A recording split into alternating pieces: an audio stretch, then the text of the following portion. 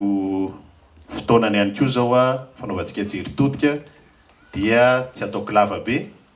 dia ijerena ny hoavy ihany koa eto amin'ny firenena. Efa nanapa-kevitra isika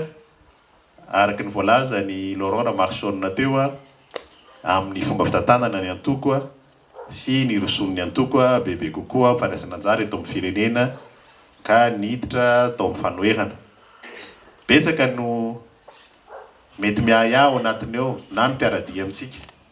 na ny mpiray fikambanana amintsika fa fanapahan-kevitry ny kongresy iny fanapahan-kevitry ny be sy ny maro ary fanapahan-kevitra araky ny eritreritra ary zay ny tokony ho izy hitondra tsara sy vokatsoa eto amin'ny firenena ary antony ny ijoroantsika ao anatiny zay fanoherana zay amin'ny fomba ofisialy. Tsy sanatria akory ny hoe tendrom-potsim-boavana na aitraitra vao maraina fa fanapahan-kevitra diniana lalina satria 3 andro manesitsika 3 andro misesitsika nanao ny kongresy nandiniana an'izany